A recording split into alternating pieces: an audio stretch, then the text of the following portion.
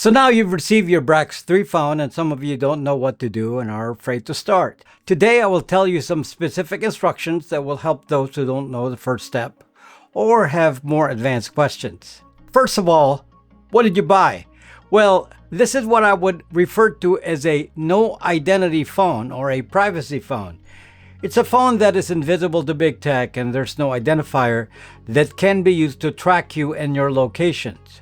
Now, bad user actions can affect some of this, so this guide will at least ensure that you don't make major mistakes. Don't worry, mistakes are very hard to make here. The safety is already built into the design. To start, the assumption here is that you're using a BraX3 pre-delivered with EOD which is the default currently, but this may change later as Ubuntu Touch is coming soon. This is a BraX3 phone right here, and I'm going to start from scratch. Let's assume you just opened the box. The first thing I would suggest you do is to plug it into some USB charger. Just make sure there's sufficient battery before you proceed. Otherwise, let it charge for a bit.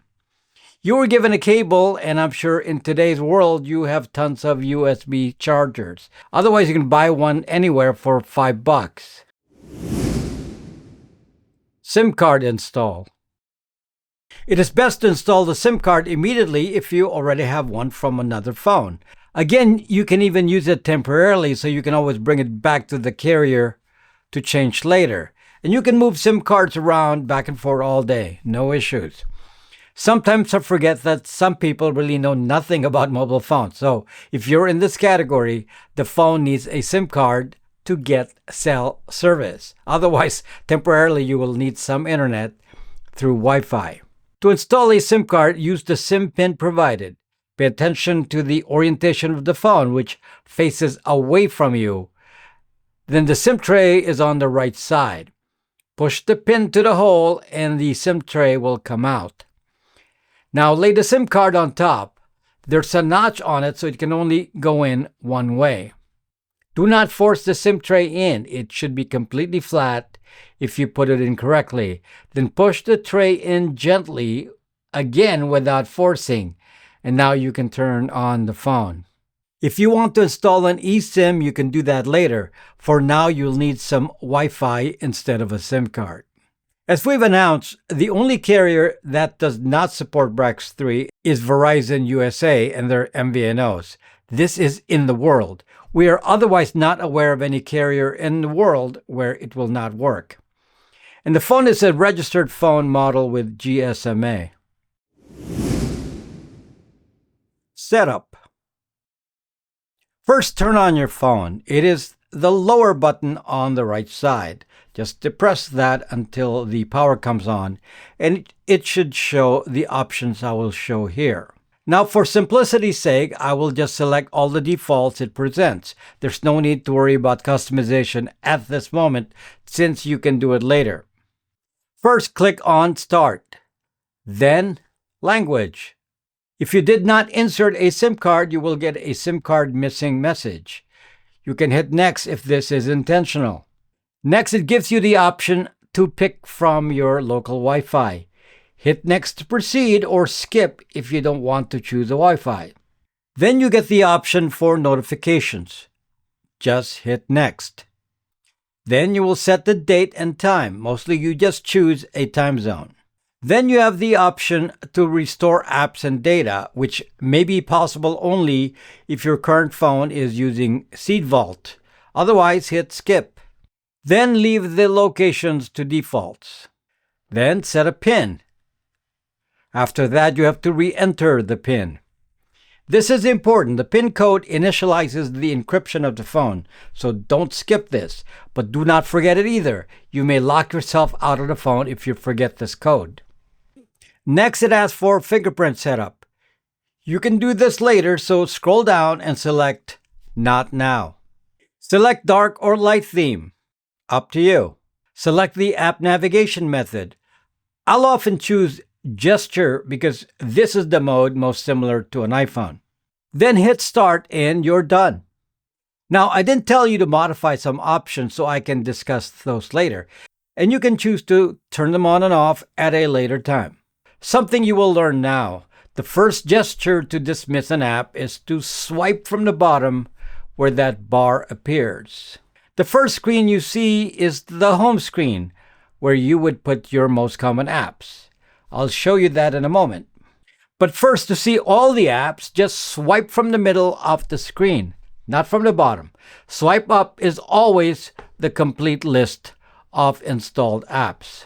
If you swipe right or left, you will see your additional app pages where you can organize your apps the way you want. The first page being the home screen.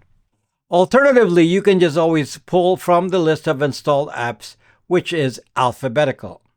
To move an app icon to a particular page, just drag the icon, and then you will be able to drag the icon to any page you want. If you want to delete an icon, drag the icon to the top of the screen, and there will be a remove area to drag the icon into. This will not delete the app, just the icon. To delete apps, you will see App Info when you click on the icon. If you tap App Info, you will see options to uninstall, disable, or stop the app. Not all apps can be deleted. The protected ones are system apps. EOD will update these apps directly during regular updates. Although you cannot delete system apps, you can disable them if you wish. Installing apps. The first thing you'd want to do is to install apps. On a standard production phone, you go to the Google Play App Store or the iOS App Store on iPhones. No such thing here. This phone does not connect to Google by default. The base store for apps found on Google Play Store is the Aurora Store. This is a spoofer app that pulls the app from Google Play Store for you indirectly. And when you use it, you only choose the anonymous login. Always. Aurora Store is a spoofer store, so Google always tries to shut it down. Thus, it doesn't always work. So the option is to go to your EOD browser at the bottom. This is actually Firefox, so just go through the initial setup questions once. After Firefox is running, go to the URL apkpure.com. From here, you can install the apkpure.com as an app. There's an option to download the app. Download it and it will give you the option to open the file. Open it and then it will ask you permission to install the app and allow from this source. Go ahead and grant that permission. If you lose your place, the APK Pure app is in Files, Download. You can just install it from there by clicking on it. Then you should see the apkpure.com app. Now, while the apps are the same from apkpure.com and Aurora Store, apkpure.com is very spammy, so you may accidentally install apps from all that spam. Just delete what you install accidentally. There's no problem with that. Next, optionally, you can do more private apps, and these are apps on the F-Droid store.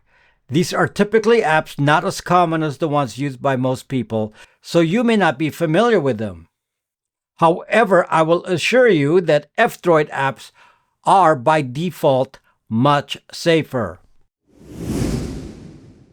Installing Braxme. Since many of you already use the Braxme app, then you should learn how to install it. Braxme does not use any store. You can install directly from our website. First, go to the browser and navigate to the URL brax.me. Then click on the three-dot menu on the right and click on Add to Home Screen. That's it. Now you will find it on your home screen and you can drag it around to other pages. When you log in, it should then remember your login, so you just start the app automatically when you click on it. By the way, Braxme is an open source site, so it is obviously very safe and lots of encryption provided for private conversation and file storage. Settings. Settings is a very important part of controlling what's on your phone, and so let me tell you the important things to know. First, you need to be familiar with the network and internet section of settings. That's where you go to see if your SIM card is enabled, and you can set up additional Wi-Fi there as needed. It is also where you would disable the SIM card or go into airplane mode. I'll go into more advanced settings in another video, but the important thing is just learning to enable or disable your SIM card or your data. The second most important thing you need to know is how to control the settings for your apps and the permissions you've granted. Earlier during setup, I ignored the prompts for location, for example, and that's because you can set location permission by app. So this is the place to do that. By default, you should limit location permissions to only when you're using the app and if the app deserves that information. I grant location permissions to very few apps and often just temporarily. Normally, I would leave it off. Depends on the app. If it's a known app that sells locations, then I would be very wary. Next, you need to know about the system menu. This is where you would see the reset options if you want to start fresh. About phone is where you can find your phone identifiers. If the carrier asks for the IMEI, you go here and then tap on the IMEI button to view the actual number. Some carriers use this to block certain phone models, but BraX3 IMEI is fully registered with GSMA, so they see it as BraX3. Next, you should finalize your security settings. So far, I've only asked you to put in the PIN code, which initializes the encryption of the system. But now you have a choice of security methods to unlock the screen. If you tap on the device unlock and enter your current PIN, you will have the option to use pattern, fingerprint, swipe, or PIN code. And password. My suggestion for a light user with a trustworthy household is to use pattern. It is much easier. If the household has non-trustworthy members or just for speed of entry, then fingerprint is best. Fingerprint is based on capacitance of your finger, by the way. It is not able to record actual fingerprints, and you cannot duplicate fingerprints from this data. So don't be afraid of it. This is likely the most secure and the fastest way to start the phone. The actual encryption is based on the PIN code. This generates a very large random key for use in file-by-file encryption, but the fingerprint or pattern is tied to the PIN code. Managing active apps. To see what apps are running, just do a slow swipe from that bottom bar, and you will see all the running apps. You can stop an app by dragging it upwards. By the way, this page also has the screenshot button. This is where you take a screenshot. Pick the app you want to screenshot and tap on the screenshot button. Screenshots will then show up in your Files app. Files app. It is important to understand the Files app on a phone. This is where you interact with the files you create. There is a folder structure in your phone storage and is organized into sections. The most important ones are going to be downloads and images and videos. These will be used by the most common apps. Images and videos is where the camera app will put your photos and videos, and this is also where you would copy existing media from another device. I'll tell you how to transfer your data a little later. Most camera apps create a folder called DCIM, so just be aware of that name. That's just where your photos are. You can make any folders on your own here using the File app options to create folders. Then you can move the files around as you need. If you go to the internet and download files or apps, it will typically be placed in the Downloads folder. So this is the first place to look when you download something. Often you just click on a file to install an app, for example. Just be careful here. Do not install apps you do not know.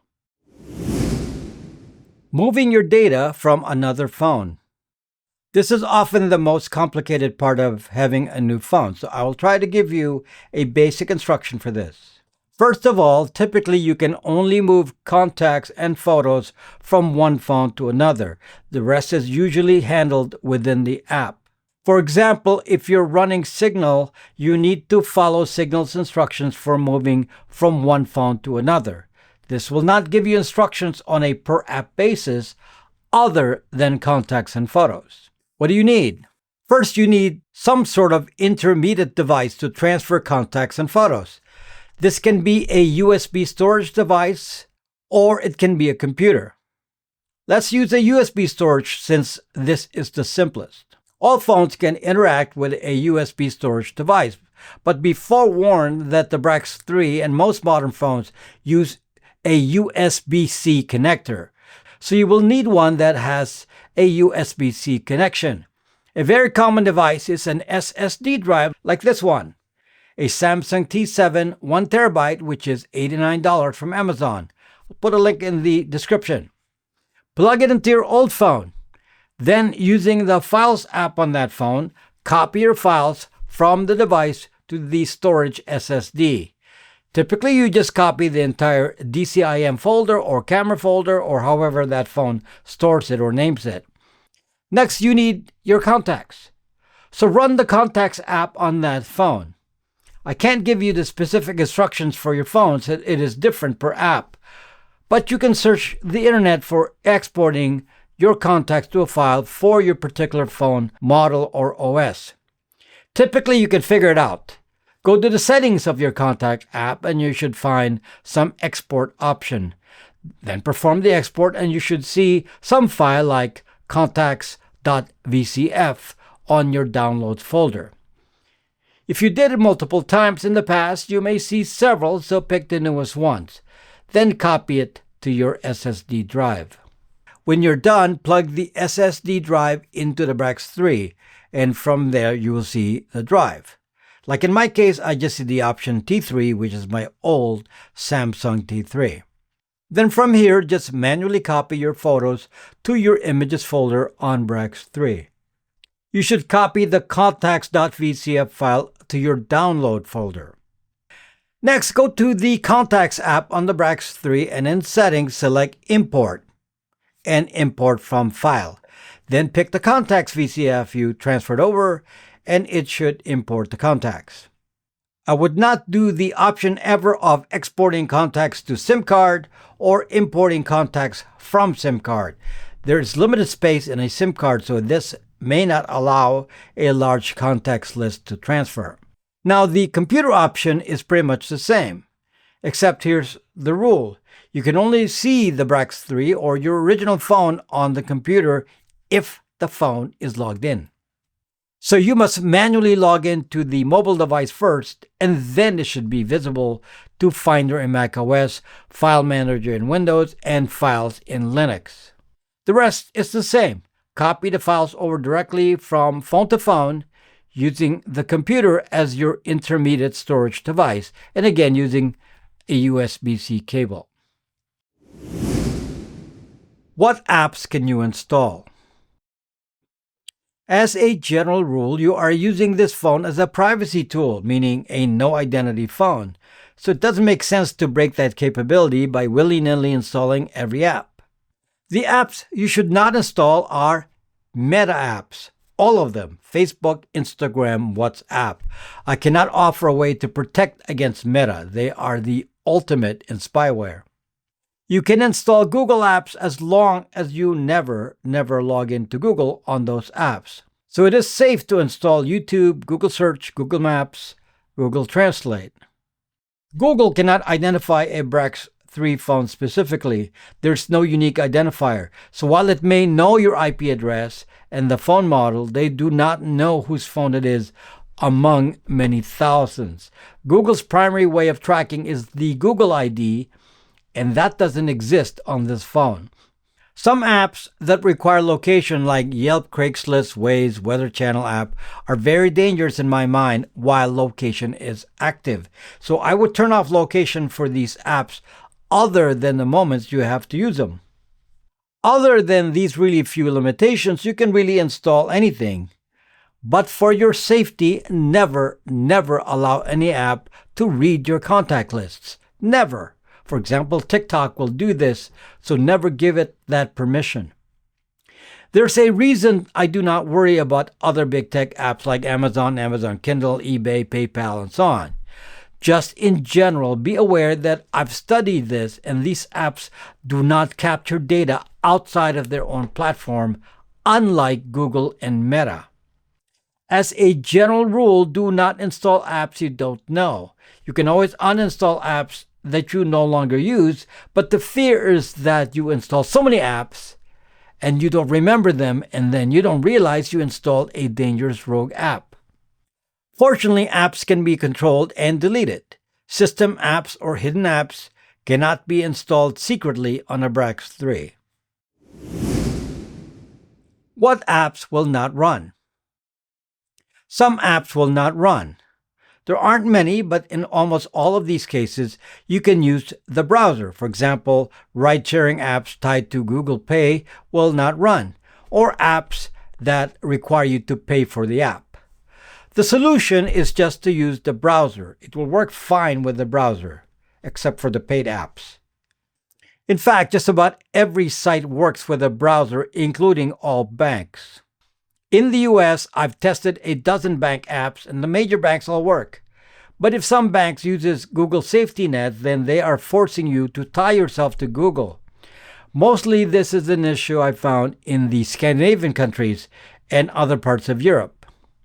So it's not a dead end, just use the browser. If you need to log into Google, for example, to use Gmail, I recommend using the browser and use a specific browser only, meaning install several browsers on the phone and reserve one for Google. I would use Chrome for Google, so you don't forget it's a Google-only browser. eSIM. The BraX3 comes with eSIM capability, but unlike most production phones, the eSIM software here is open source, so we can be certain there's no secret storage of eSIM identifiers. Each carrier that uses eSIM will likely give you an app to run to install the eSIM credentials, but you should be able to manage it using the app OpenEUICC, which is the app I'm talking about. This is where you can enable or disable a stored eSIM. Updates. The Odysee OS comes with its own updater app, which will allow over-the-air OTA updates. If you have stable connections, you can always get updates. So just click on the updater app and you see if there's a version you can download. Downloads are huge, typically 1.4 gigabytes, so it takes a long time. Then when it downloads, it gives you the option to install it and then reboot. MicroG, the Google Play spoofer. You will get notifications from the Aurora store that you need to update the Google Play Store. That is enough to cause panic from multiple people. Don't panic. There is no Google Play Store, and there's no way to install it on a BraX3. It's not possible. The reason the store thinks there's Google Play is because MicroG is a spoofer, and it sends a signature that is sensed as the Google Play Store.